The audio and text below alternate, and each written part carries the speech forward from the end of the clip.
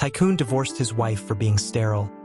Years later, she returned stronger with twins behind him. Marina sat on the edge of the bed, her fingers tracing the fabric of her silk robe, the same one he'd bought her on their honeymoon in Venice. She hadn't cried yet, not because she was strong, but because the tears had already dried up months ago, when the doctors said it again. No natural conception is possible. She looked at him. He didn't turn. "I didn't want to say it here," she whispered, voice barely above the hum of the air conditioning. "But I think we should talk." He didn't move. "I know what you've been reading," she continued.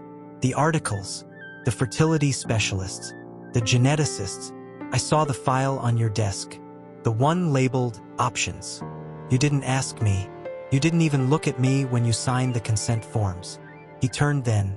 His eyes were sharp, calculated, like a CEO reviewing quarterly losses. "You know why I did it," he said, voice low, controlled. "I need an heir, Marina, not just any child. A Mendez. Blood. Legacy. You know what this company means to me." She stood slowly. The robe slipped off one shoulder. She didn't fix it. "And what does me mean to you, Lucas?" He blinked.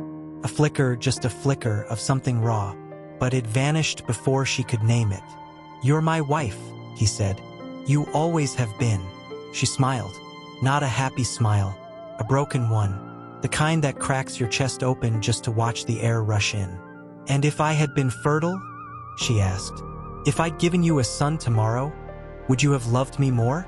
Or would you have just stopped looking at me like I was a mistake you were trying to fix?" He didn't answer.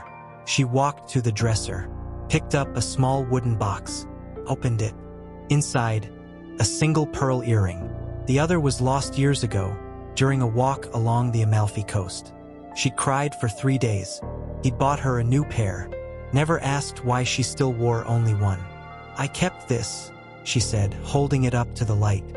"Not because I thought you'd give it back, but because I thought, maybe, someday you'd notice I was still here." He stepped forward, just one step. His hand twitched, like he wanted to touch her, to hold her, to beg. But he didn't. "I've given you everything," he said, voice thick now. "Money, security, a life most women dream of." She laughed, soft, hollow. "Yes, you gave me a palace, but you never gave me a home."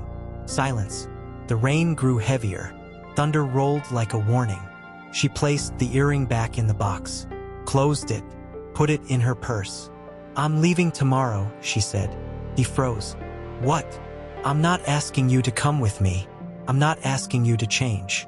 I'm just telling you." He finally moved, reached for her arm. "Marina," she pulled away. Don't touch me like you still care. Because if you did, you'd have asked me how I felt. You'd have held me when I cried. You'd have said, "We'll find another way." But you didn't.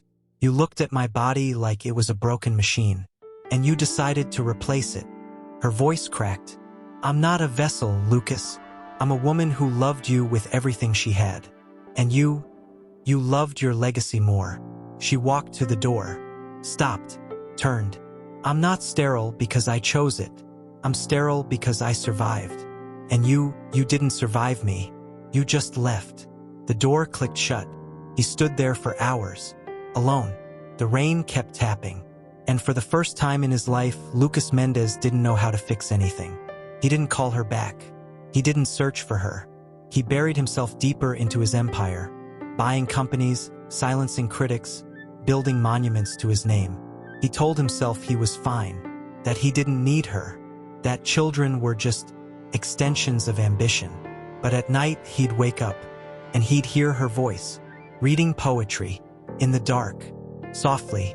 "Love is not love which alters when it alteration finds." He'd press his palm to his chest, and wonder, did I kill the thing I was supposed to protect? The world called him a genius. The world called him a titan.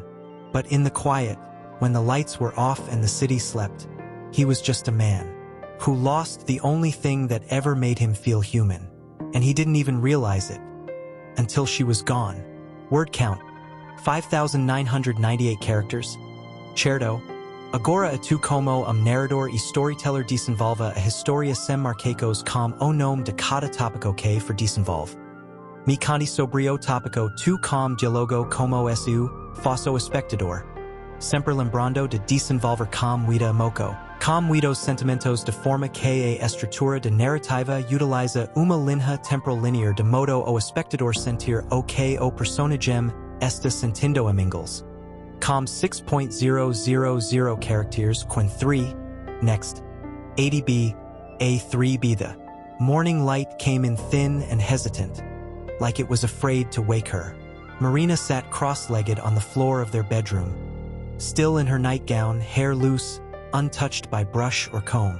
The scent of lavender soap still clung to her skin from last night's shower. She had washed it twice, once for him, once for herself. On the bed beside her lay the ultrasound photo, two faint, ghostly shapes. The doctor had said, "It's too early to tell." She had smiled and thanked him. Then she'd gone home and held it to her chest for an hour, whispering, "You're here, you're real, you're mine." She didn't tell Lucas, not yet. She waited, because she remembered the last time she'd told him something soft. It was 3 months ago. She'd come home from the gallery, her hands stained with clay, her eyes bright with joy.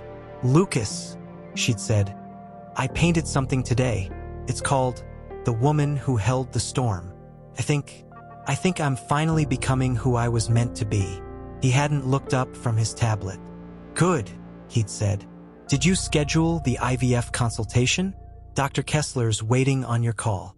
She'd stood there, covered in dust and dreams, and said nothing. Now, she traced the outline of the image with her fingertip. 2 heartbeats, 2 tiny fists, 2 lives growing inside me, and she knew he wouldn't see them as miracles. He'd see them as metrics, as probabilities, as another line item on a balance sheet. She slipped the photo into the pocket of her robe and walked to the kitchen. He was already there, in his tailored charcoal suit, coffee in hand, phone pressed to his ear. "No, I don't care if the board is upset. If they want to keep their seats, they'll follow the timeline. I'm not delaying the merger for sentiment." He hung up, turned, saw her, smiled, polite, practiced, distant. "You look tired." "I didn't sleep well." He nodded, sipped his coffee. "You should get more rest. Your body needs to be at peak condition for the next cycle." She didn't flinch. She just poured herself tea. Black, no sugar, just like she liked it before she met him. Before she learned to sweeten everything to make him happy. "Lucas," she said softly. He looked up. There it was again, that flicker, that tiny crack in the armor. She took a breath. "I'm pregnant." The silence didn't just fall, crashed. His coffee cup froze halfway to his lips. His eyes, those cold, calculating eyes, widened. Just a fraction. Then nothing. No smile. No rush. No hand reaching for hers. Just stillness. And then, "Are you sure?" he asked. His voice was calm. Too calm. Like a surgeon asking if the patient is ready for the scalpel. She nodded. "I had the blood work. The ultrasound is confirmed. 12 weeks." He set the cup down. Slowly. Precisely. Then he walked to the window. Looked out at the city. "You know what this means," he said, still not turning. She did. She knew. It meant he'd see it as a victory, a solution, a fix. It didn't mean he'd see her. Not yet. Not ever. "I know," she whispered. He turned. His face was unreadable. "Good," he said. "I'll call Dr. Kessler. We need to schedule the amniocentesis. We need to know the gender. We need to make sure there are no complications." She stared at him. Her throat tightened. She didn't cry. She didn't scream. She just listened. And in that moment, she realized something worse than rejection. He didn't see her as a mother. He saw her as a vessel. And the baby was just the product, the delivery, the asset. She stepped forward. One slow step, then another, until she was standing right in front of him, close enough to feel his breath, close enough to see the tiny scar on his left eyebrow. the one he got when he was 12, falling off a bike to impress his father. She reached up and gently, so gently, brushed her thumb across it. "I'm not a lab, Lucas," she said, voice trembling. Not with fear, but with grief. "I'm not a clinic. I'm not a means to an end." He didn't move, didn't speak, didn't blink. "I'm the woman who stayed up all night reading you Neruda when you couldn't sleep after your father died," she whispered. "I'm the woman who cried when you told me you loved me for the first time, even though you didn't mean it then. I'm the one who learned to cook your mother's recipes because you said you missed them. I'm the one who painted your portrait when you thought I didn't know you were watching." Her voice broke.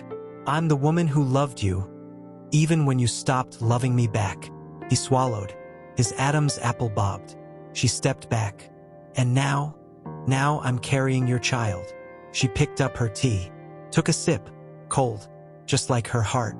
"And if you think this changes anything," she set the cup down, "then you've never really known me at all." She walked out, left the ultrasound photo on the counter, and didn't look back. He stood there, alone. The city outside hummed. The coffee cooled. And for the first time since he'd become a man of power, he felt empty. Not because he'd lost something, but because he'd never known what he had. She wasn't just carrying his child. She was carrying herself. And he had no idea how to hold her. Not even now. Not even when she was finally, miraculously, alive with life. And he was still standing there, still waiting, still thinking, "What do I do now?" But the truth? Just observation. Like a man studying a blueprint for a building he didn't design. He didn't call Dr. Kessler. He didn't call anyone. He just stood there, silent, still, the morning light turning the image into something sacred. Something wrong. Because the moment she'd walked out, he hadn't felt relief. He'd felt hollow, as if the room had been drained of air. He finally moved, walked to the study, opened the drawer where he kept the file labeled Fertility Options, Phase 3. He pulled it out. The papers were crisp, clinical, cold. Recipient oocyte donation, gestational surrogacy, embryo transfer, success rate 78%. He flipped through them, each word a hammer blow to his chest. He had planned for this. He had budgeted for it. He had even interviewed 3 potential surrogates last year, women with clean medical histories, stable backgrounds, no emotional attachments. He had never once considered her. Not Marina. Not the woman who cried when the roses he gave her wilted. Not the woman who sang off-key in the shower. Not the one who kept his childhood teddy bear in the closet because she said it looked lonely. He had looked at her body like a machine, and now it had fixed itself, and he didn't know how to feel. He picked up his phone, dialed her number. It went to voicemail. He didn't leave a message. He tried again. Same result. He called her studio. The receptionist said, "She's not taking calls." He drove to her favorite cafe, sat at the corner table where she always wrote poetry, ordered her tea, black, no sugar, waited. She didn't come. He stayed until closing. The barista handed him a folded note on the saucer. "You don't get to find me when you're ready. You had your chance. Now wait, like I did." He crumpled it, tossed it. Then he didn't sleep. He sat in the dark. And for the first time in his life, he listened. Not to markets, not to advisors, not to his own voice. He listened to the silence. And in it, he heard her. Her laugh when she thought no one was watching. Her whisper when she thought he was asleep. "I hope we're old together." Her voice the night she told him she loved him. "I love you even when you're not here." He had thought she was being poetic. Now he understood. She was being true. And he had mistaken truth for weakness. He went to the bedroom, opened the drawer where she kept her journals. He had never read them. He had never wanted to. He opened the first one. The cover was worn. The ink faded. He flipped to the page dated 3 days before the ultrasound. "Today, I dreamed I was holding a baby. Not 1, 2. They were laughing. I didn't know their names, but I knew their hearts. One beat like mine, the other like his. When I woke up, I was crying. Not because I wanted them, but because I realized I'm already a mother. Even if no one sees them, even if no one believes in them, I do. And that's enough. His breath caught. He turned the page. Another entry. If Lucas ever finds out about this, he'll want to control it. He'll want to name them, schedule their growth, measure their progress. He won't see them as souls. He'll see them as outcomes. And I won't let him. Not this time. Not anymore. He slammed the book shut. His hands shook. He hadn't realized. She hadn't told him because she knew. She knew he'd turn it into a project, a performance, a success metric. She hadn't been hiding the pregnancy. She'd been protecting it. From him. From his love that had no room for wonder, only for results. He stood, walked to the window, looked out at the city lights. He thought of the surrogate interviews, the contracts, the sterile rooms, the women who signed away their bodies for money. And he thought she didn't need money. She needed to be seen. He picked up his phone, called his assistant, cancel the surrogacy contract. All of them, today. Then he called the clinic. Dr. Kessler, this is Lucas Mendez. I need to know, what are the chances of spontaneous conception after years of infertility? Pause. Then, Mr. Mendez, that's statistically near impossible, especially after your wife's diagnosis. It's like a miracle. He didn't ask for a second opinion. He didn't ask for data. He just whispered, then, she's a miracle. He hung up, stood there. The silence returned. But now it wasn't empty. It was waiting. He didn't call her. He didn't beg. He didn't write. He didn't show up. He did something worse. He did nothing. Because he knew if he rushed in now, he'd ruin it. He'd turn her miracle into his transaction. So he waited. Every morning, he left a single white rose on her studio door. No note, just the flower. She never took it, never acknowledged it. But every night, he watched the security feed from the building across the street. He saw her come home, saw her pause, look at the rose, touch it, close her eyes. And for a second, she smiled. Not for him, for herself, for the life inside her. And he wept. Not because he wanted her back, but because he finally understood. She didn't need him. She had already become everything he had ever wanted her to be. Stronger, fuller, more whole. And he was just a man, standing outside the door, with nothing left to offer, but time, and silence, and the unbearable hope that one day she'd open the door, not because he asked, but because she was ready.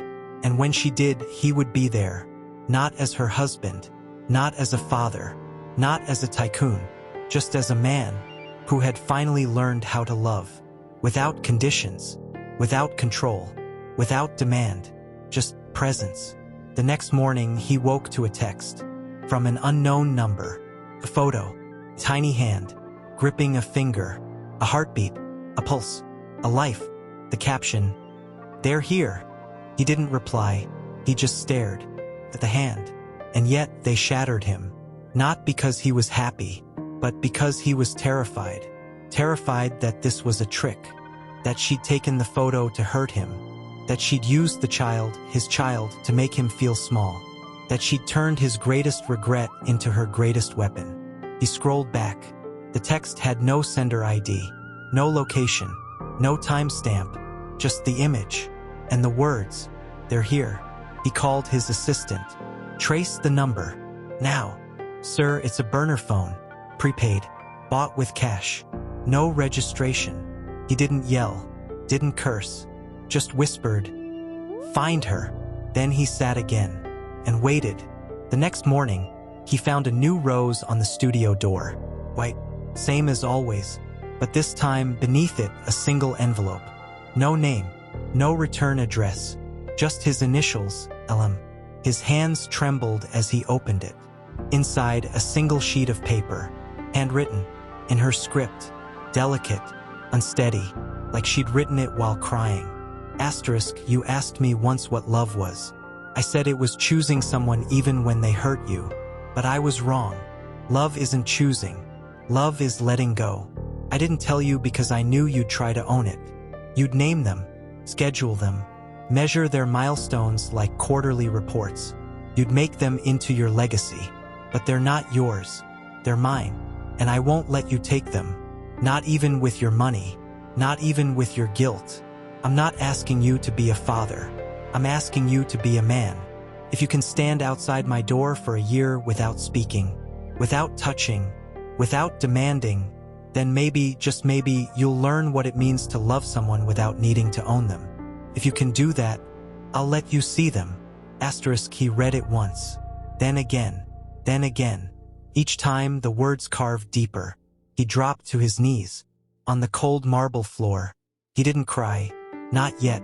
He just pressed his forehead to the paper. And whispered, I'm already standing outside your door. He didn't call her. Didn't text. Didn't send a reply. He just waited. He canceled all his meetings. Fired his personal assistant. Sold his private jet. Moved out of the penthouse. Took a small apartment 2 blocks from her studio. Woke at 5 a.m., walked to the corner cafe. Ordered black coffee. Sat at the same table. Watched. Every morning. Same time. Same chair.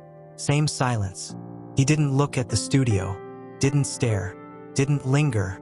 He just was. One day, a woman in a yellow coat stopped in front of him. She was young.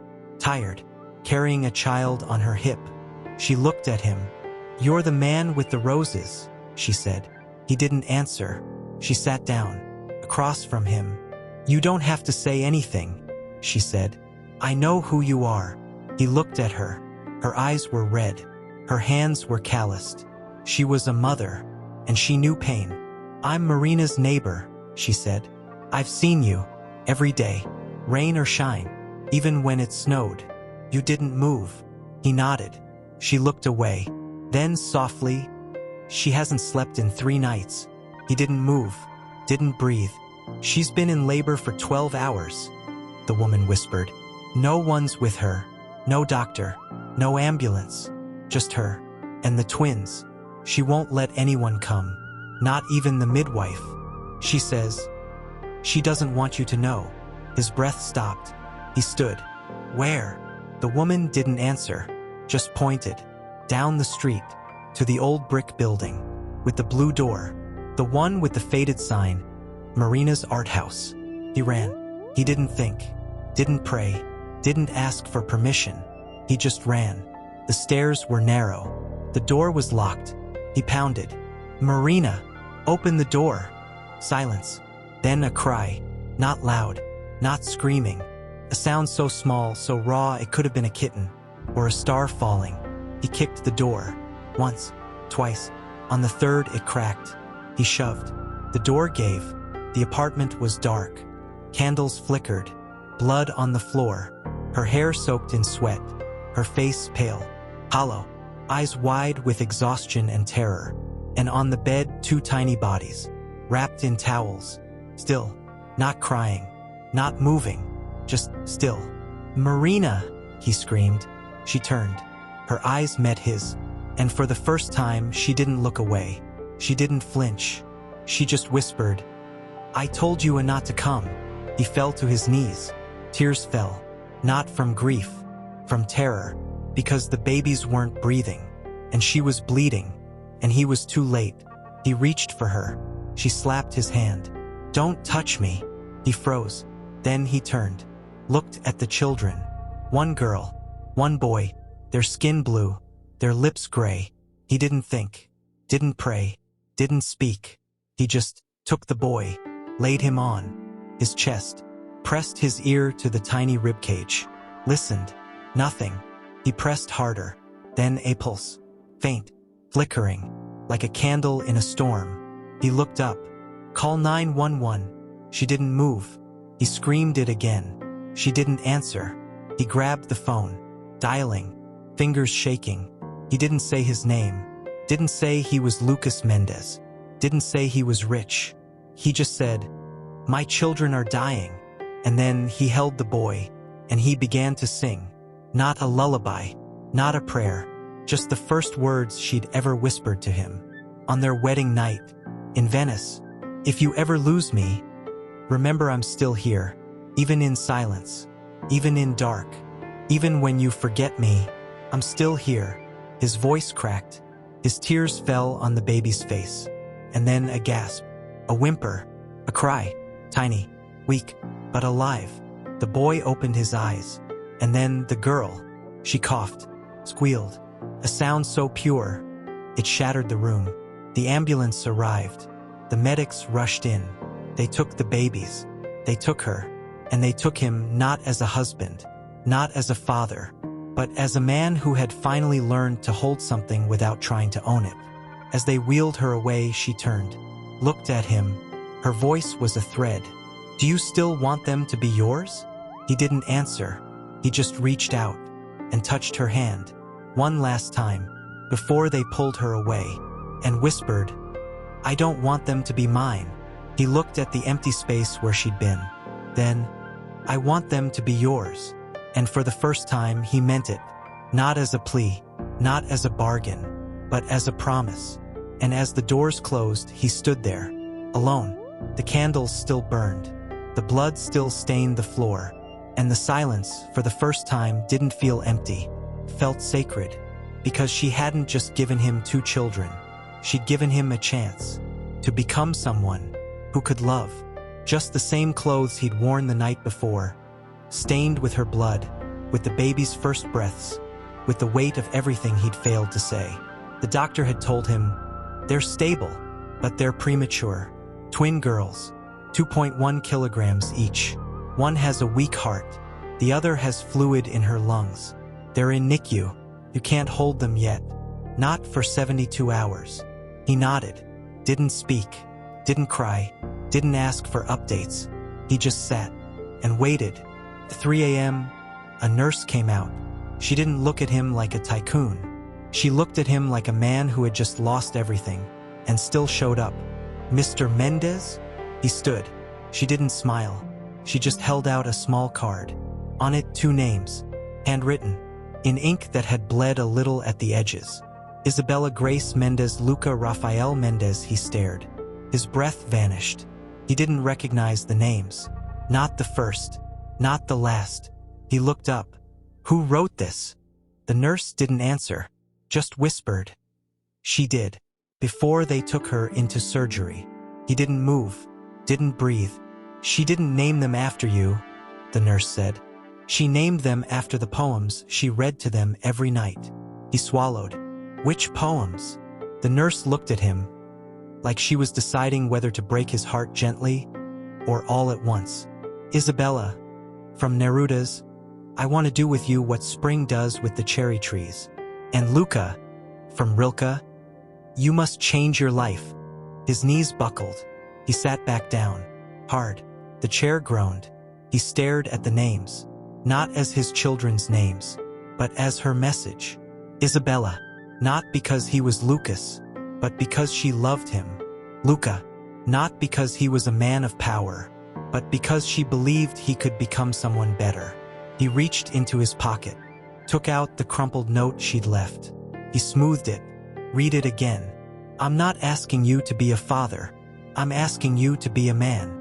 He closed his eyes, and for the first time since he'd become a man, he let himself be a boy. The boy who used to sit on his father's lap and beg for stories. The boy who cried when his dog died. The boy who used to write letters to his mother that he never sent. He opened his eyes, looked at the door to the NICU, and whispered, "I'm not ready." The nurse didn't answer, just placed a small blanket on his lap. Soft, white, with a single stitch in the corner. Tiny heart. He didn't ask where it came from. He just held it, wrapped it around his fingers, like a lifeline.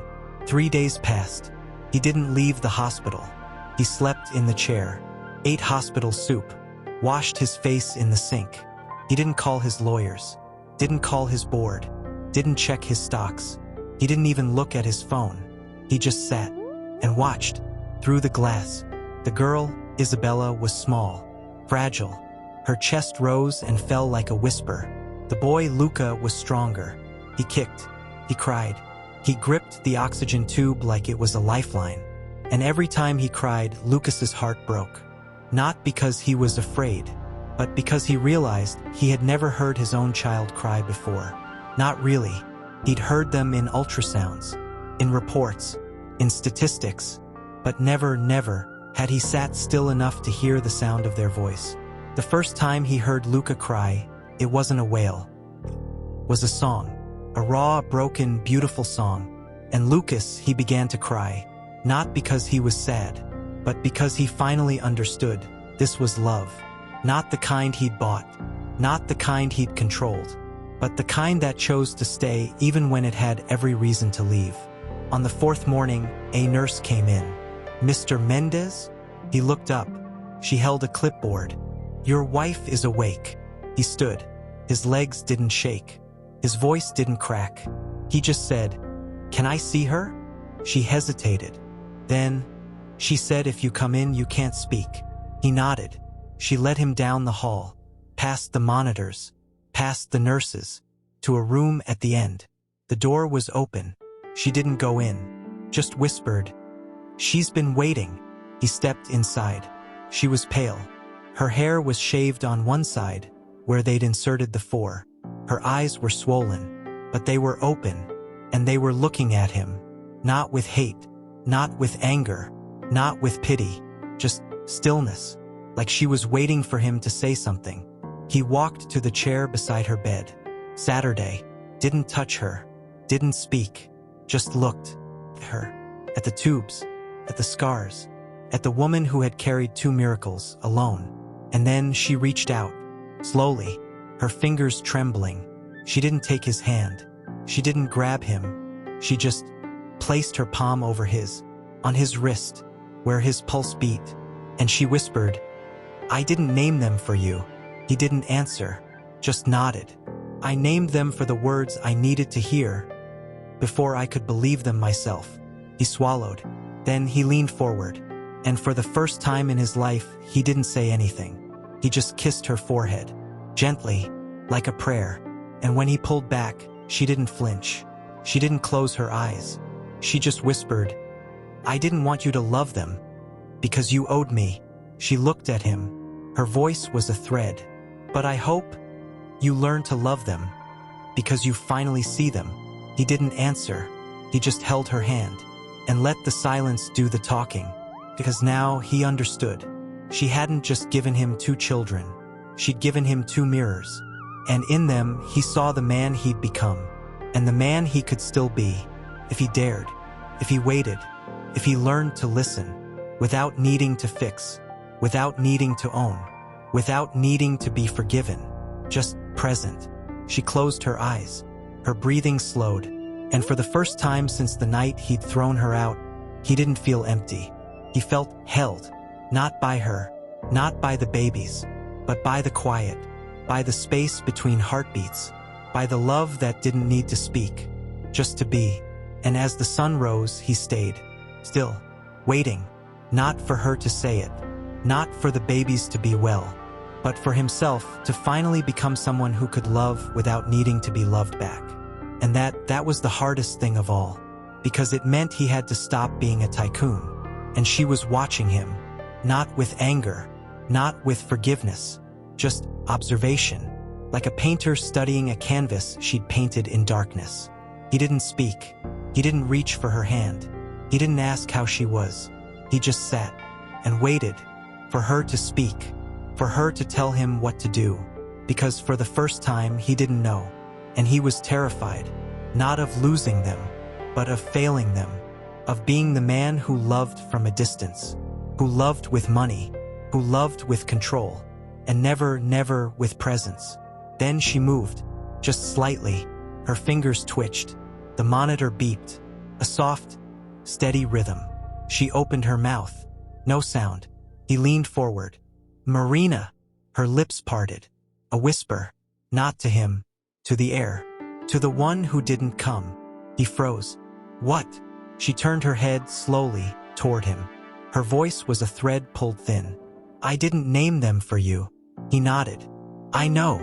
I named them for the words I needed to hear before I could believe them myself." He didn't answer, just waited. She closed her eyes. Then, softly, I named Isabella, because I needed to believe that love could be gentle. A pause. Her breath hitched. And Luca, her voice cracked, because I needed to believe I could change. He swallowed. His throat burned. He wanted to say something. Anything. I'm sorry. The words came out broken. She didn't react. Didn't look at him. Just whispered, "You're not sorry for what you did." He blinked. "What I did was cruel." She opened her eyes, looked at him, for the first time really looked. Not as the man who left, not as the tycoon, not as the father, but as the man who sat here, now, in the silence, with nothing to offer, but himself. "You're not sorry," she said again, "because you didn't think you were wrong." He stared. Her voice was quiet, but it cut deeper than any scream. "You thought you were being practical." He nodded. "I was." She smiled. Not a happy smile, a sad one, the kind that carries a lifetime. "You thought love was a transaction." He didn't answer. He couldn't. She closed her eyes again. "I thought, if I gave you a child, you'd finally see me." A tear slipped out. She didn't wipe it. "I was wrong." She turned her head toward the window. The sun was rising, golden, soft, falling across her face. "I didn't need you to give me a child." She turned back, looked at him. "I needed you to see me." Silence. The machines beeped. The twins stirred in the next room. A nurse walked past. No one spoke. Lucas leaned forward. Not to touch her, not to beg, just to be closer, to be there. He whispered, "I didn't know how." She didn't answer, just looked at him. And for the first time, he didn't look away. He let her see him. All of him. The man who built empires. The man who broke hearts. The man who forgot how to feel. The man who was still learning. She reached out, slowly, her fingers thin, trembling, brushed the back of his hand. Not to hold, not to claim, just to feel. The warmth, the pulse, the humanity.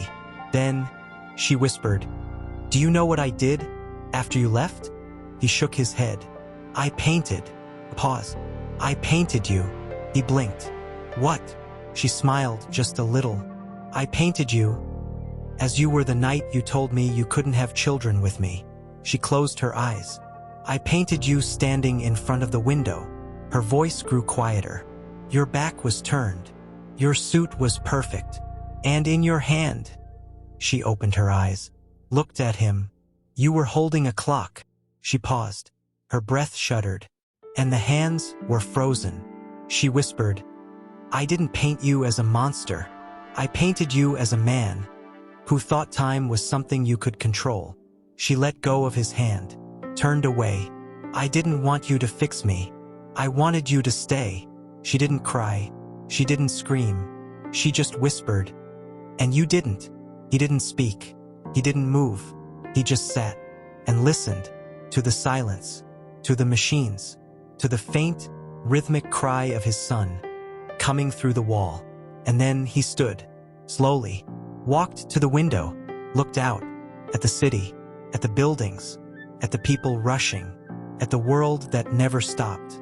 And then he turned, walked back to her, kneeled, not to beg, not to plead, just to be level with her. He took her hand, again, gently, and this time he didn't speak. He just kissed her knuckles, one, then the other, then the third, like a prayer. Then he whispered, "I don't know how to be the man you need." She didn't answer. He continued, "I don't know how to be a father." Another pause. "I don't know how to love without needing to own." He looked up. Tears, real, raw, unfiltered, fell onto her blanket. "But I'm here." He pressed his forehead to her hand. "I'm not leaving." She didn't say anything. She didn't move, but her fingers, so weak, so fragile, curled, just slightly, around his, not to hold him, but to say, "I see you." And in that moment, he didn't feel like a tycoon. He didn't feel like a father. He felt like a man who had finally learned that love isn't about fixing. It's about staying. Even when you don't know how. Even when you're broken. Even when you've lost everything. Even when the world says you're too late. He stayed. All day. All night. He didn't call his office. Didn't answer his phone. Didn't check his email. He just sat and held her hand.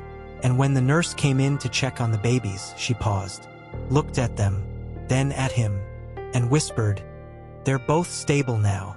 She smiled. Isabella's heart is stronger. And Luca, the nurse looked at Lucas. "He cried for you." He froze. "What?" "He cried. When you weren't here." She didn't say more, just left. And Lucas, he turned to Marina. Her eyes were closed, breathing slow, but her hand still curled around his. He leaned down, whispered, "I'm here." And for the first time, he didn't mean it as a promise. He meant it as a truth. He wasn't here to fix her, to fix the babies, to fix himself. He was here because he finally understood. Love doesn't ask for permission. It doesn't wait for the right moment. It doesn't need a title.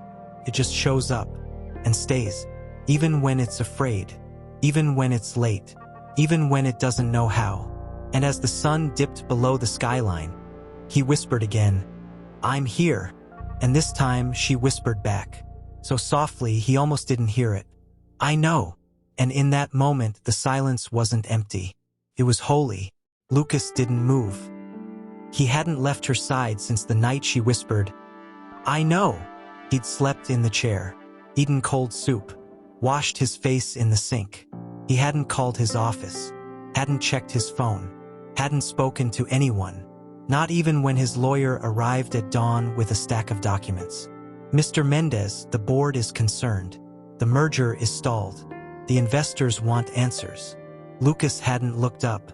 He just said, "Tell them I'm not available." The lawyer had hesitated. Then quietly, "Sir, your mother called. She wants to see the babies." Lucas had closed his eyes and whispered, "Tell her, I'll call when I'm ready." He didn't know if he ever would be, but he knew this, he couldn't go back to the man he was. Not now. Not after seeing her face when the nurses brought the babies to her for the first time. She hadn't cried. She hadn't smiled. She just stared. At Isabella. At Luca. And then she'd whispered, "They're not what I imagined." He'd asked, "What did you imagine?" She'd looked at him and said, "I imagined a man holding me. Not the babies. Not the hospital. Not the monitors. Holding me." And then she turned away and slept. The next morning, the nurse came in. "Mr. Mendez," she said gently, "we're moving the babies to the transitional care unit. They're stable enough. You can hold them now." He stood. His legs were stiff. His body ached. But his heart was lighter than it had been in years. He followed her to the next room. Smaller, warmer, soft lights, no tubes, no wires, just 2 bassinets, and 2 tiny, breathing miracles. He stopped, stared, his breath caught. Isabella was wrapped in a pale blue blanket. Luca in yellow, the same yellow as the coat of the neighbor who'd told him about the labor. He didn't ask who chose the colors. He didn't need to. He knew. She had. He stepped forward. The nurse handed him a pair of gloves. "You can touch them now," she said. "Skin to skin is encouraged. It helps them regulate." He nodded. He didn't take the gloves. He took off his jacket, folded it, Saturday, and reached for Isabella. His hands trembled, not from fear, from reverence. He lifted her, gently, as if she were made of glass, of moonlight, of a prayer he'd never learned to say. He placed her against his chest. Her head rested on his collarbone. Her breath, so small, tickled his skin. He felt her heartbeat, felt it sync with his own. And then he began to cry, quietly, deeply, not because he was happy, but because he finally understood. He had never held anything that needed him. Until now. He looked down at her face, so small, so perfect. Her eyelashes fluttered. She didn't wake, but her lips moved, just slightly, as if she were dreaming. And in that moment, he whispered, "I'm sorry I didn't hold you sooner." He didn't know if she heard. He didn't care. He just kept holding her. Then he reached for Luca, took him, wrapped him in his arms. The boy stirred, let out a tiny sigh. Then he opened his eyes. Blue, so blue, like the sky over Venice. The day they got married. Lucas froze. The boy stared at him, not with fear, not with confusion, just recognition, as if he'd been waiting for this, for him. Lucas's breath caught.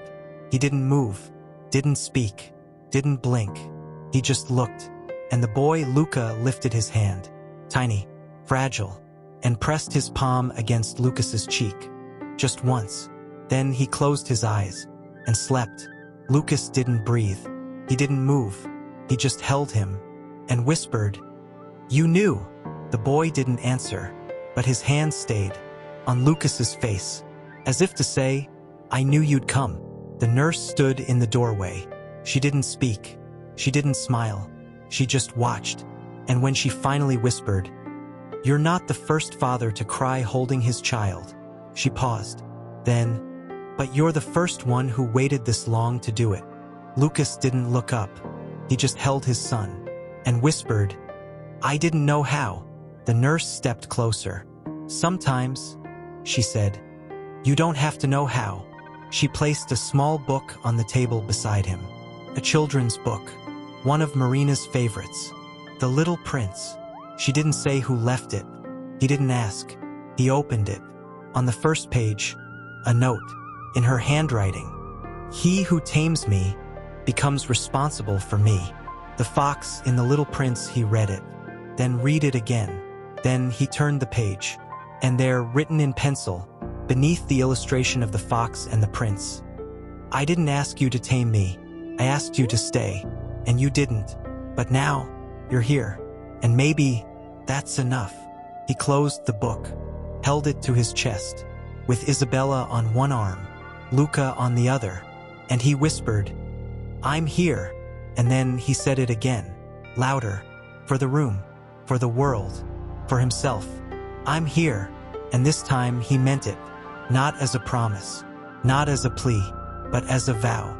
Quiet, trembling vow to stay, even when it hurt, even when he didn't know how, even when the world told him to go back, to be the man he was, to be the tycoon, to be the king. But he wasn't a king anymore. He was a father, and fathers don't rule. They hold, they wait, they cry, they stay, even when they're broken, even when they're late, even when they don't deserve it. He looked at Marina's book, at the words, at the note, at the two children sleeping against him, and he realized she hadn't just given him two children. She'd given him a map to a kind of love he'd never known existed. Not the love of ownership, not the love of control, but the love of choice, the love of showing up, even when you're afraid, even when you've failed, even when you think you're too late. He didn't know what came next. He didn't know if she'd ever forgive him, if the twins would ever call him Dad, if he'd ever be enough. But he knew this, he wouldn't leave. Not again. Not ever. He leaned down, kissed Isabella's forehead, then Luca's, and whispered, "I'm not leaving." And as the morning light spilled through the window, the room filled with silence. Not empty, not cold, but sacred, because for the first time he wasn't trying to fix anything. He was just being. And in that stillness, the babies stirred. Isabella's fingers curled. Luca's lips twitched. And for the first time, they smiled. Not the deep, healing sleep of recovery, but the exhausted, haunted sleep of a woman who had carried two lives alone and had paid for them in silence. Lucas didn't move. He hadn't left her side since the night she whispered, "I know." He'd slept in the chair, eaten cold soup, washed his face in the sink. He hadn't called his office, hadn't checked his phone, hadn't spoken to anyone, not even when his lawyer arrived at dawn with a stack of documents. "Mr. Mendez, the board is concerned. The merger is stalled. The investors want answers." Lucas hadn't looked up. He just said, "Tell them I'm not available." The lawyer had hesitated. Then quietly, "Sir, your mother called. She wants to see the babies." Lucas had closed his eyes and whispered, "Tell her I'll call when I'm ready. He didn't know if he ever would be. But he knew this, he couldn't go back to the man he was. Not now. Not after seeing her face when the nurses brought the babies to her for the first time. She hadn't cried. She hadn't smiled. She'd just stared. At Isabella. At Luca. And then, she'd whispered, "They're not what I imagined." He'd asked, "What did you imagine?" She'd looked at him and said, "I imagined a man holding me. Not the babies. Not the hospital. Not the monitors. Holding me." And then she turned away and slept.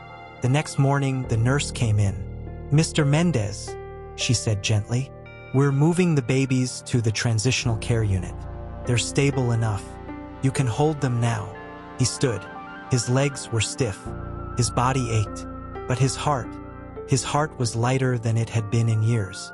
He followed her to the next room. Smaller, warmer, soft lights, no tubes, no wires, just 2 bassinets, and 2 tiny, breathing miracles. He stopped, stared, his breath caught. Isabella was wrapped in a pale blue blanket. Luca in yellow, the same yellow as the coat of the neighbor who'd told him about the labor.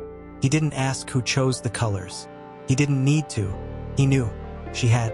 He stepped forward. The nurse handed him a pair of gloves. "You can touch them now," she said. "Skin to skin is encouraged. It helps them regulate." He nodded. He didn't take the gloves. He took off his jacket, folded it, Saturday, and reached for Isabella. His hands trembled, not from fear, from reverence. He lifted her, gently, as if she were made of glass, of moonlight, of a prayer he'd never learned to say. He placed her against his chest. Her head rested on his collarbone. Her breath, so small, tickled his skin. He felt her heartbeat, felt it sync with his own. And then he began to cry, quietly, deeply, not because he was happy, but because he finally understood he had never held anything that needed him. Until now, he looked down at her face, so small, so perfect. Her eyelashes fluttered. She didn't wake, but her lips moved, just slightly, as if she were dreaming. And in that moment, he whispered, "I'm sorry I didn't hold you sooner." He didn't know if she heard. He didn't care. He just kept holding her. Then he reached for Luca, took him, wrapped him in his arms. The boy stirred, let out a tiny sigh. Then he opened his eyes. Blue, so blue, like the sky over Venice. The day they got married. Lucas froze. The boy stared at him, not with fear, not with confusion, just recognition, as if he'd been waiting for this, for him. Lucas's breath caught.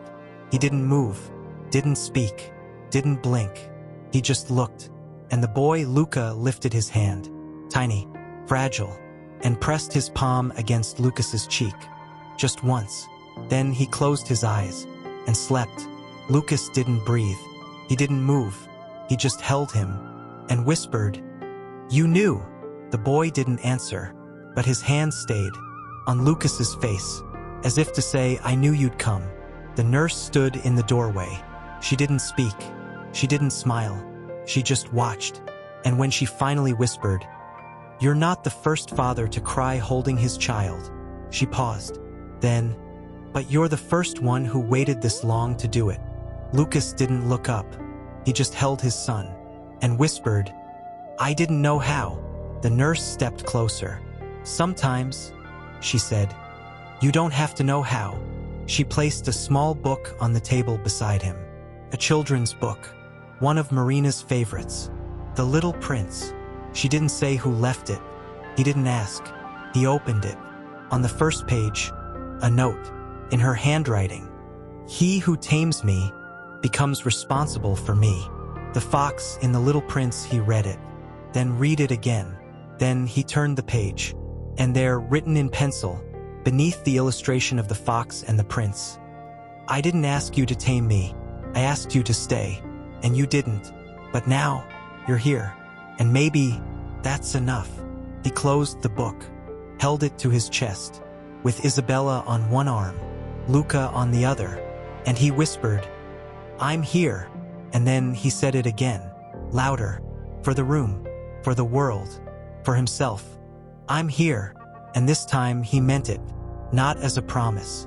Not as a plea. But as a vow. Quiet, trembling vow to stay. Even when it hurt. Even when he didn't know how. Even when the world told him to go back. To be the man he was. To be the tycoon.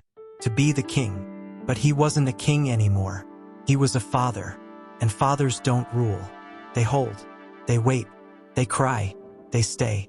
Even when they're broken. Even when they're late. Even when they think they're too late. He leaned down, kissed Isabella's forehead, then Luca's, and whispered, "I'm not leaving." And as the morning light spilled through the window, the room filled with silence. Not empty, not cold, but sacred, because for the first time he wasn't trying to fix anything. He was just being. And in that stillness, the babies stirred. Isabella's fingers curled. Luca's lips twitched. And for the first time, because he'd held them, his children, and now he was afraid to touch anything else. Afraid he'd break it. Afraid he'd ruin it. Afraid that if he moved, if he breathed too loud, she'd vanish again. The nurse came in quietly, with fresh linen and a tray of tea. "Ms. Mendez is waking," she said, not looking at him. "She's been asking for you." He didn't answer. He just stared at the window. The rain streaked the glass like tears. Then a voice, weak, broken, but unmistakable. "Lucas!" He turned, slowly, as if his bones were made of glass. She was propped up on pillows. Her face was pale, her hair damp with sweat. Her eyes, still dark with exhaustion, were fixed on him. Not with anger, not with pity, with something worse. Hope. He stood, didn't speak, didn't move toward her, just stood there, like a man who had walked 1,000 miles to find a door, and now didn't dare turn the knob. She reached out, just her fingers, trembling. "Come closer." He didn't move. "I'm not going to bite you," she whispered. He swallowed. "I'm scared." The words slipped out, not loud, not proud, just true. She blinked. Then slowly she smiled. Not a smile of victory, not a smile of forgiveness, a smile of recognition. "You've been scared for a long time," she said. "You just never let yourself say it." He took one step, then another, until he was beside the bed. He didn't sit, didn't touch, just stood, looking down at her, like she was something sacred. "I didn't know how to love you," he whispered. She didn't answer right away. She looked past him, out the window, at the rain. "At first," she said, "I thought you didn't love me because you didn't want me." She turned back, looked at him. "But now I know."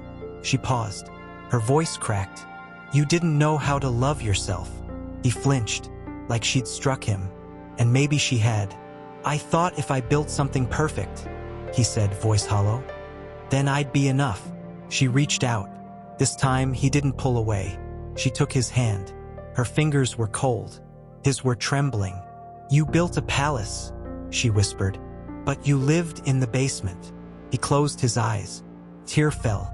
Then another, and another. He didn't wipe them. He didn't stop them. He just let them fall.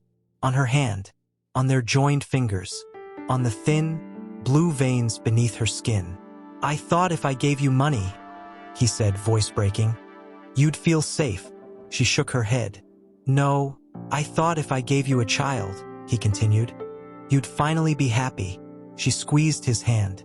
"No," he looked at her, eyes wet, face broken. "Then what did I give you?" She didn't answer, not with words. She turned her hand and pressed his palm against her chest, right over her heart, and whispered, "You gave me silence." He froze. "I gave you silence," she repeated. "Every time you looked at me and didn't see me. Every time you said, 'I'm busy,' when I needed you. Every time you turned away when I cried. You didn't leave me because I was sterile. You left me because you couldn't stand the sound of your own emptiness." He didn't speak. He couldn't. She let go of his hand, moved her arm, and pulled back the blanket. Beneath it, a small, faded tattoo, just above her collarbone. A single word, in elegant script. "Enough." He stared. His breath vanished. She looked at him, quietly. "I got this the day after you told me you couldn't have children with me." He whispered, You got a tattoo after I broke you?" She nodded. "I didn't get it to remind me of you." She touched the ink, gently. "I got it to remind myself." Her voice dropped to a whisper, "that I was enough, even when you weren't." He fell to his knees, not in prayer, not in shame, in surrender. He pressed his forehead to the bed, right beside her hip, and he sobbed, not loud, not dramatic, just deep, like a man who had been holding his breath for 10 years, and just now remembered how to exhale. She didn't touch him, didn't comfort him, didn't say it was okay. She just waited until his breathing slowed, until his tears dried, until the silence returned. Then, she whispered, "I didn't name them for you." He lifted his head, looked at her. "I named them for the words I needed to believe before I could believe in myself." He nodded. "I know." She looked at him. Then, "Do you know what I'm afraid of now?" He didn't answer. She continued, "I'm afraid that you'll leave again." He didn't speak, didn't promise, didn't beg. He just reached into his pocket, took out a small, folded piece of paper. He didn't open it, just placed it on her lap. She looked at it, then at him. "What is it?" He whispered, "I resigned." She blinked. "What?" "I resigned." His voice was quiet, but steady. "I stepped down from the board." Her breath caught. "The board? They're going to kill you." He smiled, for the first time. Real, not forced, not polished, just human. "I know." She stared at him. Then she opened the paper. It was his resignation letter, typed, signed, dated, yesterday, and beneath it, in his handwriting, "I'm not the man I was. I don't want to be. I want to be the man who stays." She looked up, tears in her eyes, not from sadness, from awe. "You gave up your empire for us?" He didn't say yes. He didn't say no. He just reached out and placed his hand over hers, on the paper, on the tattoo, on her heart. "I didn't give it up for you." He looked into her eyes. "I gave it up because I finally realized I don't need to be a king to be worthy of love." She didn't speak, just lifted her hand and placed it over his, on the paper, on the ink, on the truth, and whispered, "Then stay." He didn't say, "I will." He didn't say, "I promise." He just leaned forward and kissed her forehead, just once, gently, like a vow. And then he whispered, "I already did." Outside, the rain stopped, the clouds broke, and through the window a single ray of sunlight, just knowing. "I didn't ask you to forgive me," he said, voice raw, "because I don't deserve it." She didn't move, didn't flinch, just looked at him, like she'd been waiting for this moment her whole life. "You're right," she whispered. He froze. She didn't soften it. She didn't cushion it. She let it land, like a stone in still water. "You don't deserve it." He closed his eyes, and for the first time since the day he'd thrown her out, he didn't try to fix it, didn't apologize again, didn't offer money, didn't name a hospital wing, didn't beg. He just sat and waited for her to say what came next. She reached out, not for his hand, not for his face, but for the resignation letter. She picked it up, turned it slowly, looked at his signature.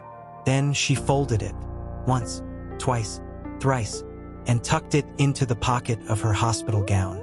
Then, she looked at him and said, "I don't want your money." He nodded. "I know. I don't want your name." He nodded again. "I know. I don't want your apology." He looked at her. "Then what do you want?" She didn't answer right away. She turned her head, looked at Isabella, sleeping, so small, so still.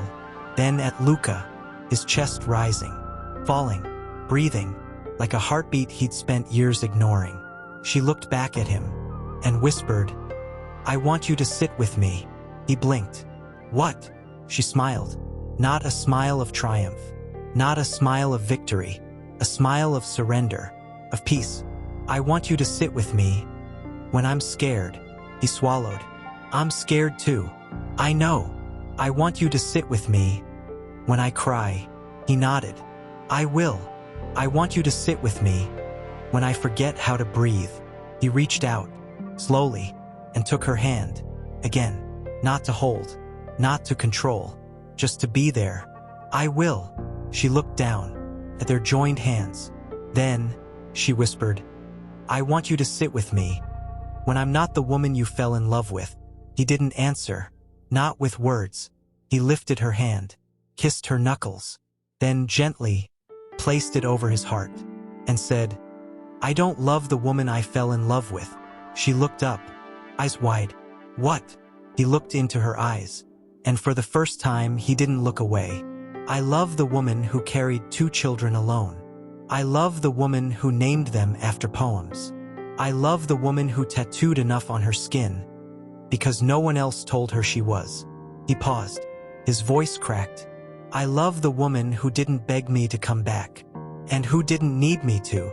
He leaned forward, forehead almost touching hers.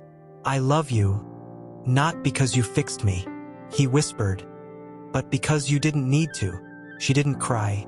She didn't speak. She just breathed, and for the first time in years, her breath didn't shake.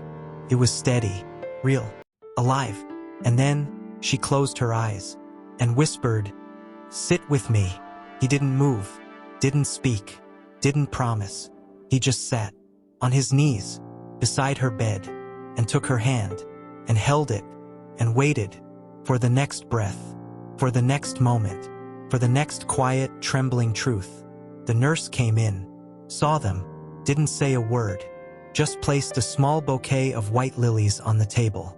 No card, no name, just flowers, and a single note tucked beneath the vase. He didn't pick it up, didn't need to. He knew, because he'd seen it before, in her journal, in her paintings, in the silence between her words. It said, love doesn't fix, it stays. He looked at her. She was sleeping, again, but this time her hand was still in his, and her lips, just barely, were curled, not in pain, not in fear, but in peace. He didn't know if she'd ever say, I forgive you. He didn't know if she'd ever say, I love you again. He didn't know if the twins would ever call him Dad. He didn't know if he'd ever be enough. But he knew this: he wasn't leaving. Not today, not tomorrow, not ever. He leaned down, kissed her forehead, and whispered, I'm here. She didn't wake, but her fingers just slightly tightened around his, and that was enough. Outside, the sun had climbed higher. Light spilled across the floor, landed on Isabella's bassinet, on Luca's tiny foot, on the resignation letter in her pocket, on the tattoo beneath her skin, and on the 2 hands still joined, not as husband and wife, not as father and mother, but as 2 broken people who had finally learned that love isn't about being saved. It's about being there, even when you're afraid, even when you've failed, even when you don't know how, even when the world says you're too late. He sat and waited and held and breathed, and for the first time he didn't need to be fixed. He just needed to be, and so did she, and so did they, together, not as a family made by blood, but as a family made by choice, by silence, by staying, by the quiet, trembling courage of showing up, again, and again, and again, until love wasn't a word. It was a habit, a rhythm, a heartbeat, and in that moment the room didn't feel like a hospital, felt like home, and for the first time he didn't want to leave. He didn't wake to an alarm. He woke to her breathing, slow, even, real, and when he opened his eyes, she was watching him, not with pity, not with judgment, not even with love, just looking, like she was memorizing him. The stubble, the tired eyes, the chipped nail on his left thumb, the one he'd bitten since he was 12. She didn't smile. She didn't speak. She just lifted her free hand and brushed a strand of hair from his forehead. It was the first time she'd touched him without needing to say something. The first time she'd touched him just because. He didn't move, didn't breathe, didn't dare. She let her hand rest there for a heartbeat. Then, "Do you remember the first time I painted you?" He blinked, slowly, as if the memory had been buried under concrete. I think so." She nodded. "You were standing in the studio. I just finished a piece. You didn't say anything. You just stood there, watching me." He remembered. He'd been angry that day. He'd come home from a merger gone wrong. He'd wanted silence. She'd been painting. He'd told her to turn the music down. She'd turned it off, but she hadn't stopped. She'd kept painting, and he'd stood there because he didn't know what else to do. "I didn't ask you to talk," she said softly. "I didn't ask you to admire it. I didn't even ask you to stay." She paused. Her voice dropped. "But you stayed." He swallowed. "I didn't know why." "I did." She looked at him, and for the first time her eyes weren't empty. They were full of something he hadn't seen since the day she'd left. "Because you were afraid," she whispered, "that if you left, you'd have to face how much you didn't know how to be with me." He closed his eyes. His throat tightened. "I didn't know how to be with anyone." She didn't correct him, didn't say, "You were with me." She just said, "You're learning now." He opened his eyes, looked at her. "Why are you telling me this?" She didn't answer right away. She looked past him, to the window, where the light spilled across the floor, to the bassinet, where Isabella stirred, her tiny fingers curled.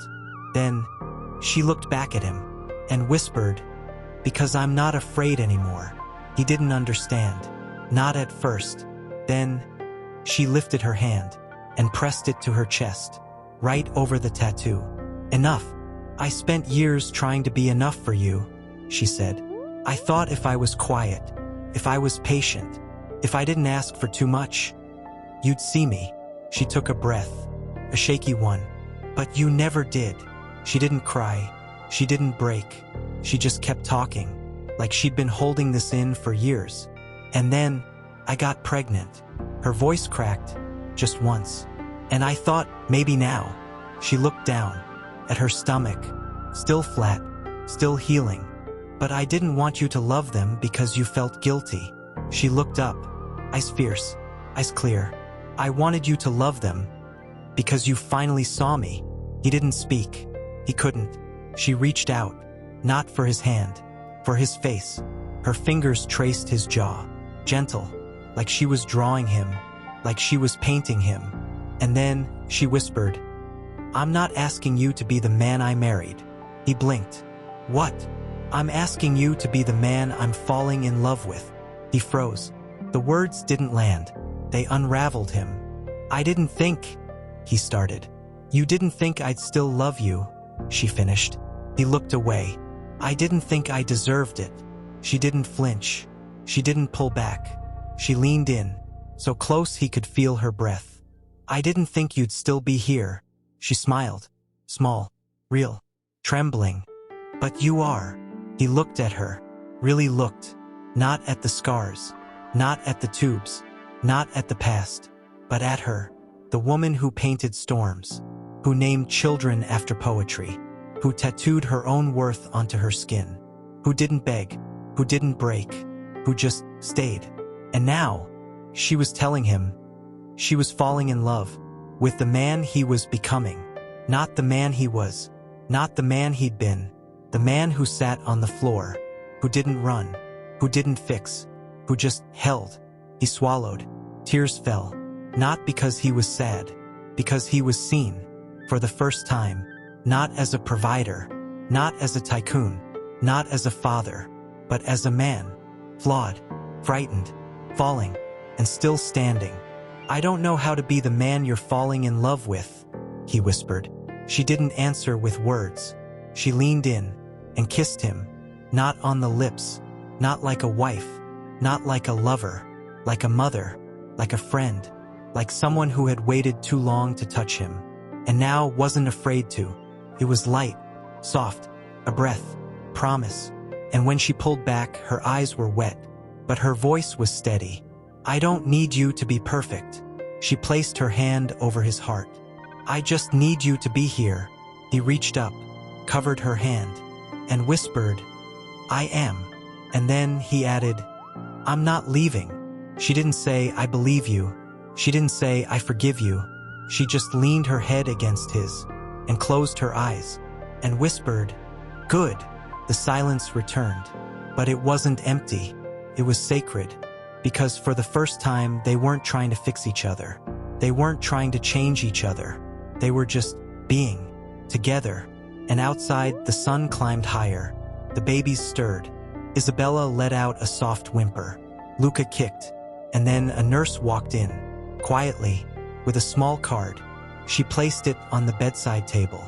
No name, no signature, just 2 words, in elegant script. Keep going. Lucas looked at it, then at Marina. She didn't open her eyes, but she smiled, just a little, and whispered, they're waking up. He looked at the bassinets. Isabella's eyelids fluttered. Luca's tiny fingers stretched, and then Isabella turned her head toward him and opened her eyes. Blue, so blue, just like her father's. She stared, not crying, not screaming, just looking, as if she'd been waiting for him, for this moment. And then she smiled, just a twitch, a curl of her lips, a silent, perfect, newborn smile. And Lucas, he didn't breathe, he didn't move, he just looked and whispered, hello, little one. And for the first time, he didn't say it to the world, but with recognition, like he'd been waiting for this, for him. Lucas didn't move, didn't speak, didn't reach for him. He just sat on the edge of the bed, still in yesterday's clothes, still smelling of coffee and tears and the quiet of too many sleepless nights. Marina watched. She didn't say a word. She didn't need to. She knew. He was afraid, not of the babies, of himself, of what he'd become, of what he'd lost, of whether he deserved to be here. Luca's tiny fingers twitched. Then he reached out, not toward the bottle, not toward the blanket, not toward the nurse, toward him. His hand, so small, so fragile, curled in the air, as if he were trying to grasp something he couldn't name. Lucas didn't breathe. He didn't blink. He didn't move, because he knew this wasn't random. This wasn't reflex. This was choice. And then Luca's hand fell. He sighed, a soft, tired sigh, and closed his eyes. Lucas exhaled and whispered, I'm sorry I wasn't here. No answer, no movement, just the hum of the machine. Then a voice, soft, from the doorway. Do you know why he reached for you? Lucas turned. It was the nurse. She held a small photo frame. Inside, a picture of Marina, pregnant, smiling, holding her belly, and behind her a man, Lucas, in a suit, standing in the doorway, watching, but not moving, not speaking, not coming in. The date, 6 weeks before the diagnosis. He stared, his chest tightened. That's me. The nurse nodded. She kept this. He swallowed. She never showed it to me. No, she said gently, but she showed it to him. Lucas frowned. To Luca, she stepped closer, lowered her voice. Every night when she was alone, after the treatments failed after you left, she'd sit by the window, hold her belly, and she'd say the same thing. Every night. Lucas didn't move, didn't breathe. The nurse looked at Luca, then back at him. She'd say, one day your father will see you, not because you're his son, but because he finally learns how to see. Lucas's breath caught. He looked at the photo, at his own face, cold, distant, a stranger, and then he looked at Luca, sleeping now, but his hand still curled slightly in the air, as if he were still reaching. Lucas stood. Slowly, he walked to the bassinet, kneeled, leaned down, so close his forehead nearly touched the plastic. He didn't speak. He didn't try to fix it. He didn't promise. He just whispered, I'm sorry I didn't see you. Luca didn't wake, but his fingers just barely twitched, again and again, like a heartbeat, a signal, a yes. Lucas reached into his pocket, took out the folded resignation letter, the one she'd kept. He didn't unfold it. He just placed it gently on the bassinet, beside Luca's foot. Then he whispered, "I'm not the man you were waiting for." He paused, looked at Marina. She was watching, eyes open, quiet, alive. "I'm not the man you fell in love with." He turned back to Luca. "And I'm not the man you deserve." He took a breath and said the words he'd been too afraid to say for 10 years. "But I'm the man who's learning how to be." He didn't wait for a response, didn't need one. He reached into his pocket again, took out a small, worn notebook, Marina's journal, the one he'd stolen from their bedroom the night he left, the one he'd carried with him ever since. He opened it, flipped to the last page. There, in her handwriting, a single line, written just days before the twins were born. "If he ever comes back, don't let him say he's sorry. Let him say he's here." He closed the book, looked at Luca, and whispered, "I'm here."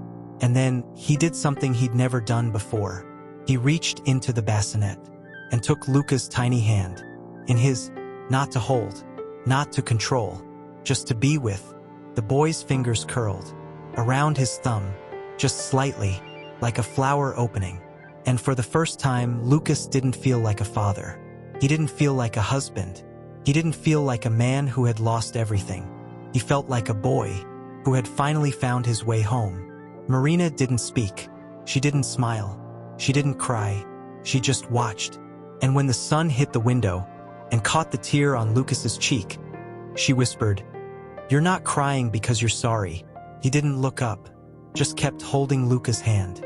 "I'm crying because I'm finally here." She didn't answer, but she reached out, slowly, and placed her hand over his, on Luca's, and whispered, "Good."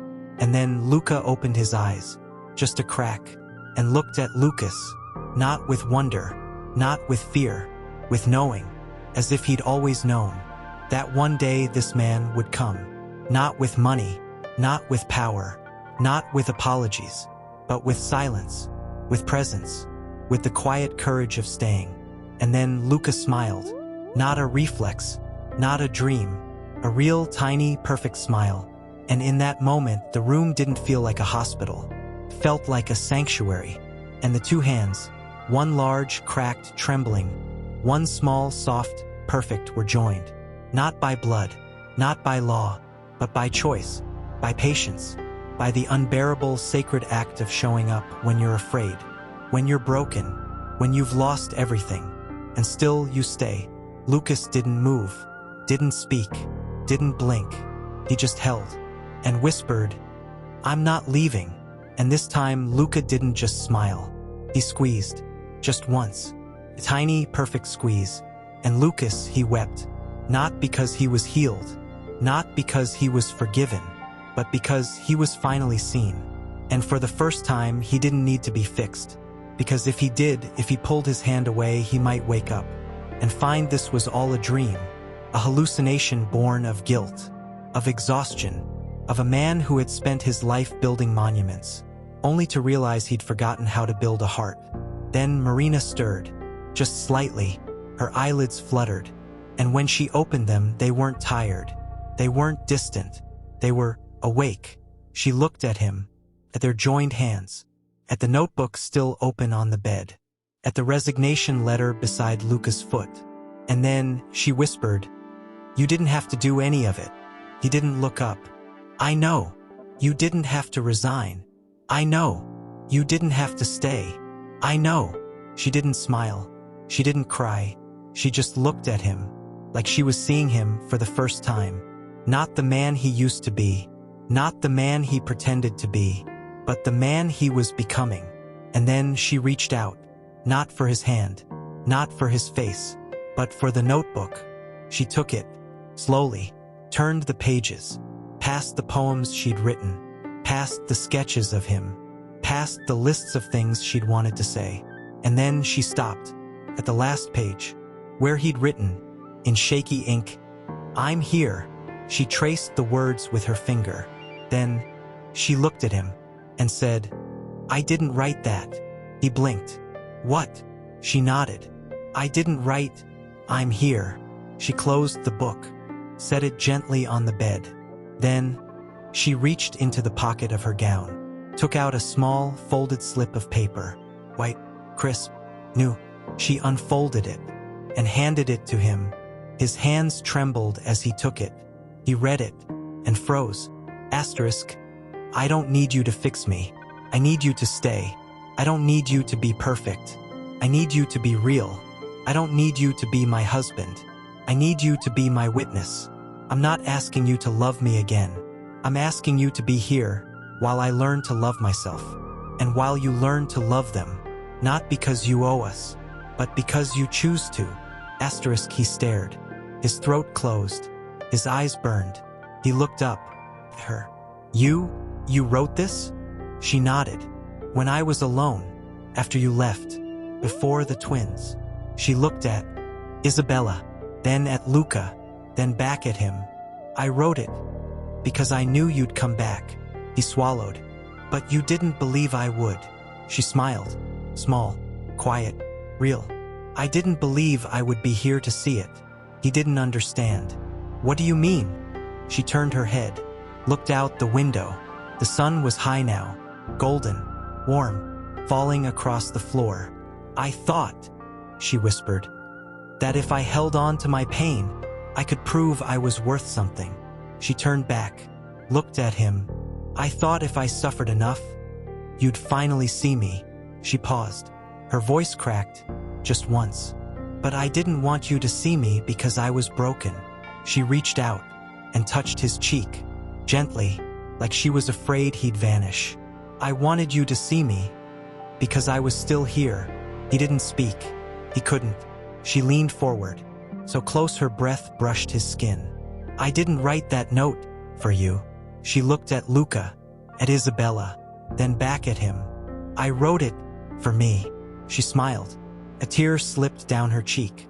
But you read it. He nodded. I did. And you stayed. He whispered. I didn't know how to leave. She closed her eyes. And for the first time, she let herself cry.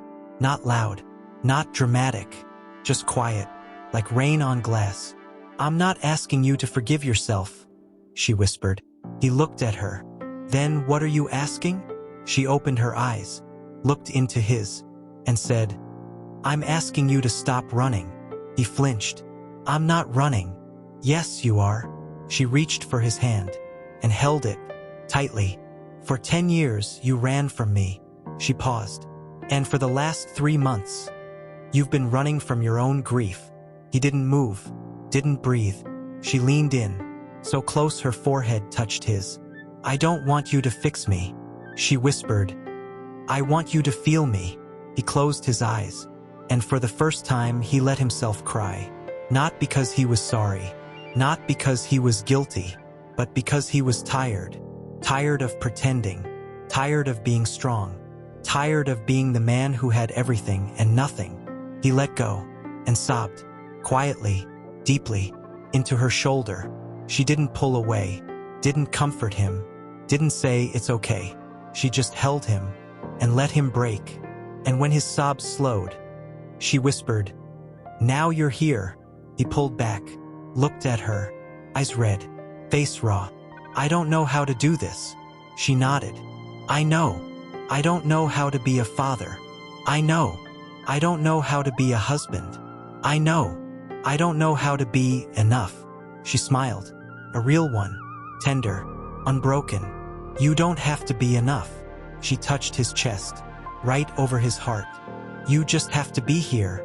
He looked at the babies, at Isabella, at Luca, at the note in his hand, at the life he'd spent 10 years running from.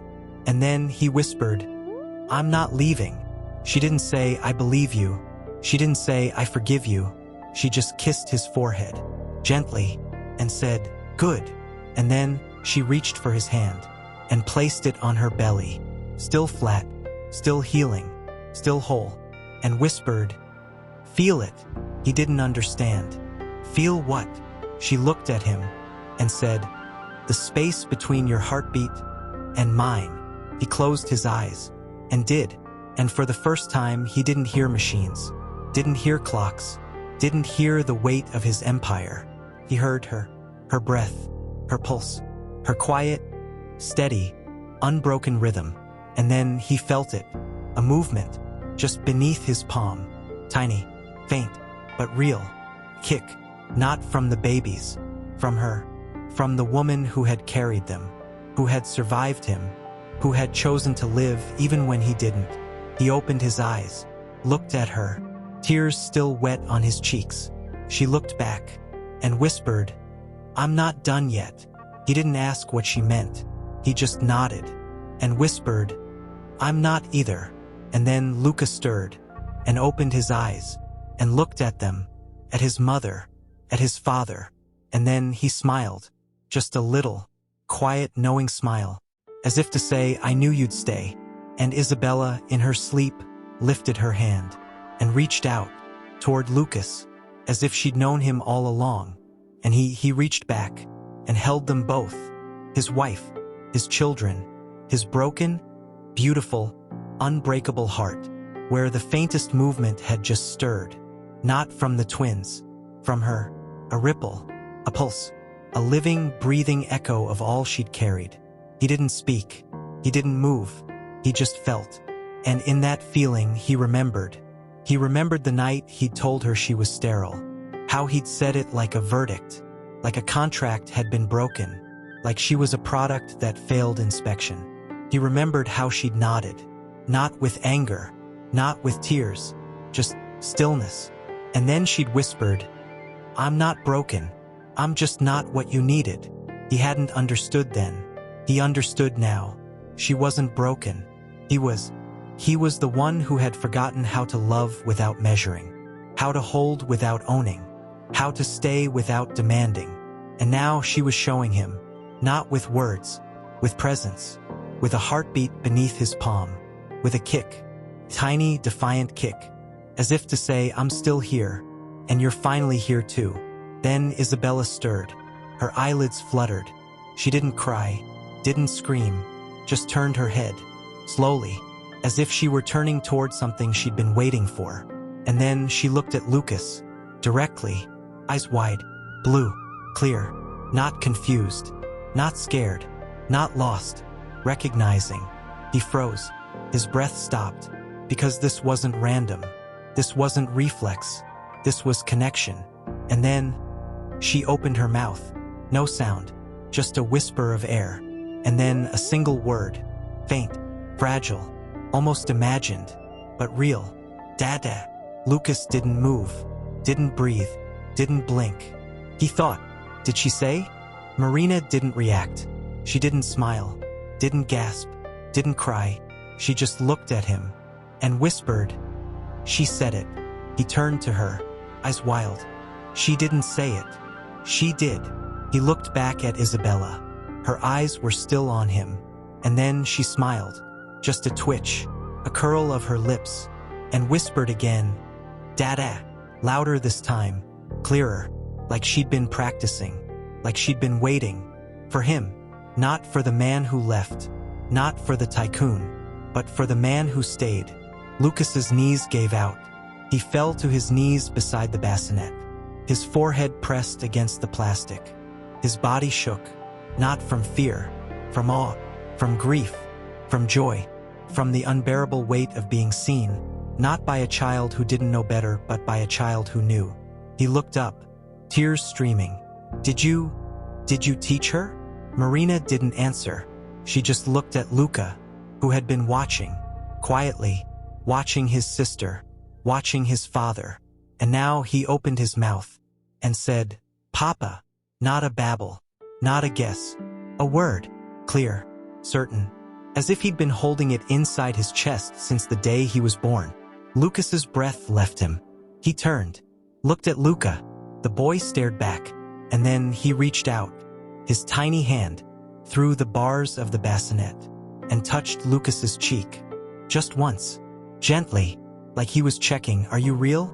And Lucas, he took the hand, kissed the palm, and whispered, "I'm real." Luca didn't pull away. He just closed his eyes and sighed, as if he'd been waiting for this his whole life. And now he was home. Marina watched. Her eyes were wet, but she didn't cry. She didn't speak. She just looked at them.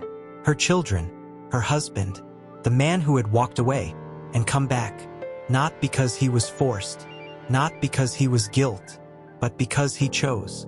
And now his children had chosen him too, not with blood, not with law, but with their voices, with their smiles, with their first words.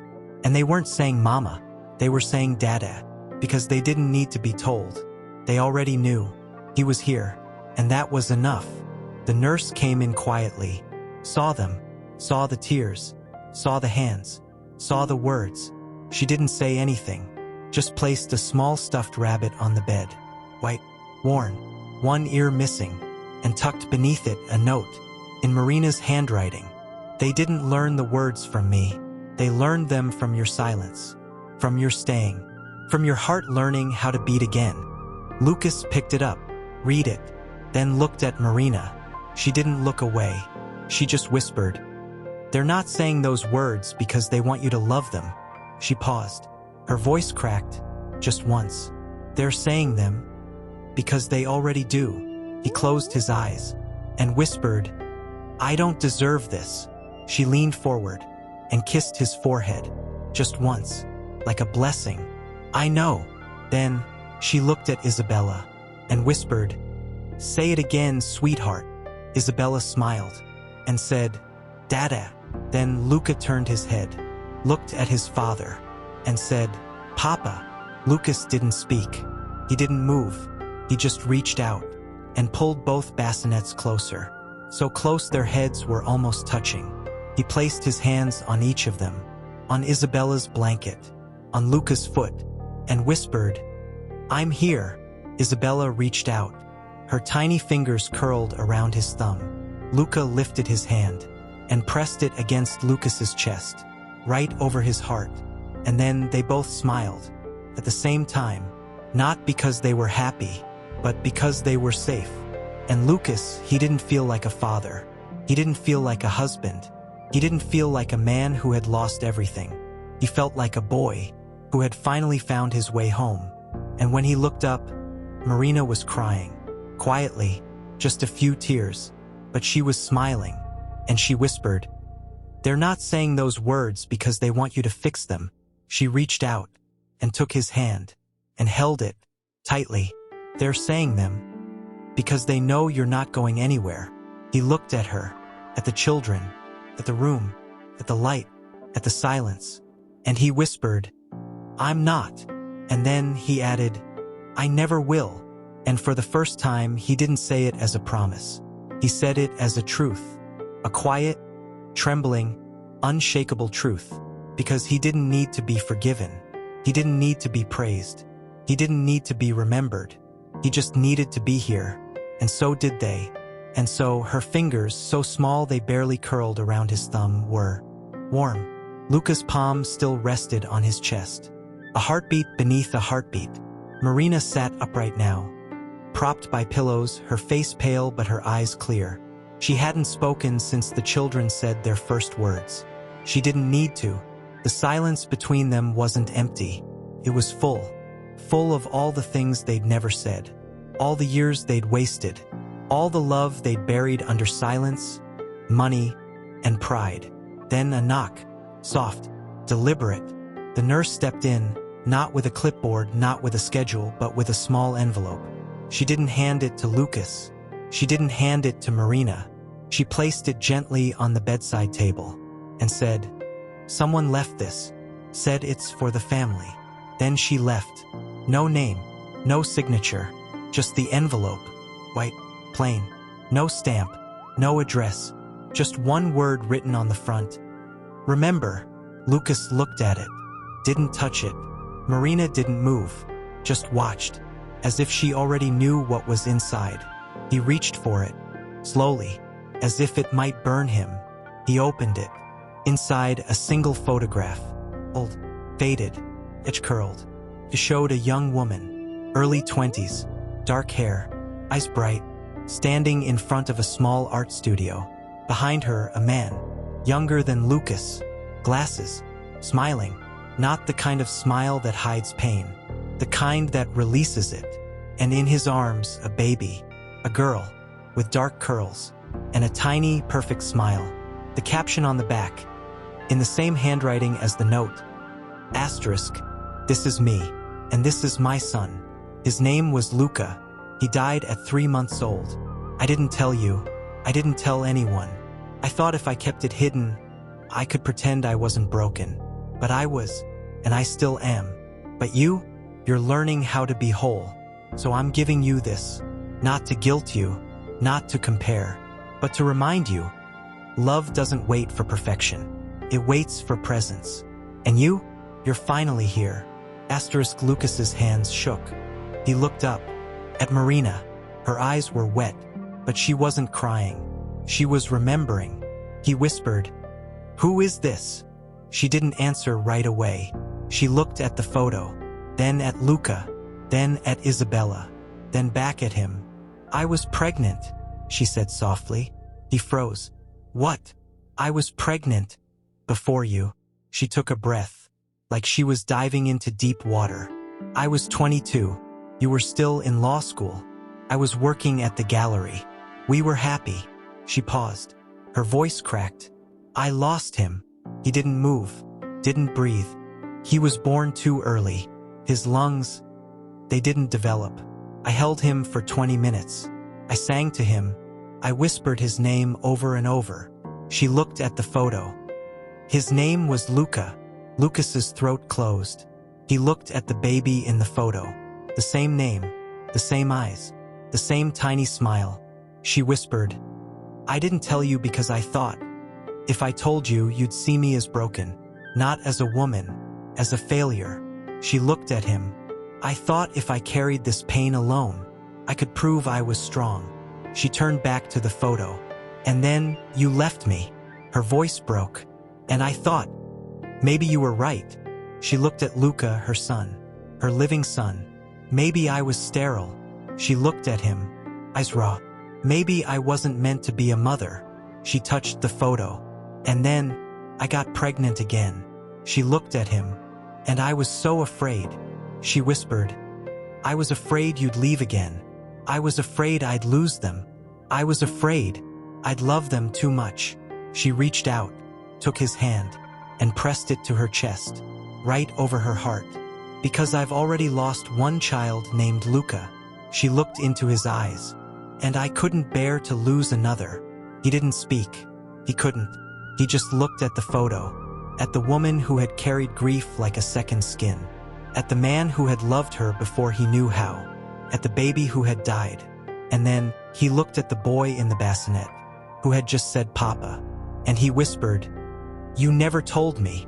She shook her head. "I didn't want you to feel guilty. I didn't want you to stay out of pity. I wanted you to stay, because you chose me." She looked at Isabella, then at Luca, then back at him. "And now," she smiled. A tear slipped down. "But you're here."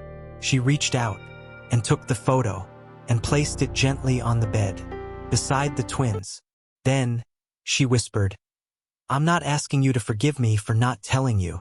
He shook his head. "No, I'm not asking you to forgive yourself." He looked at her. "Then what are you asking?" She looked at the two babies, at the photo, at the man who had spent 10 years running, and now was finally still. She whispered, "I'm asking you to stop seeing them as replacements." He blinked. "What?" She took his hand and placed it over Isabella's blanket, then over Luca's, then over the photo, and said, "They're not here to fix what I lost." She looked into his eyes. "They're here to remind you that love doesn't die." She paused. Her voice was soft, but it shook the room. "It just changes shape." She leaned forward and kissed his forehead and whispered, "You didn't lose me." She touched the photo. "You didn't lose Luca." She touched her belly. "You didn't lose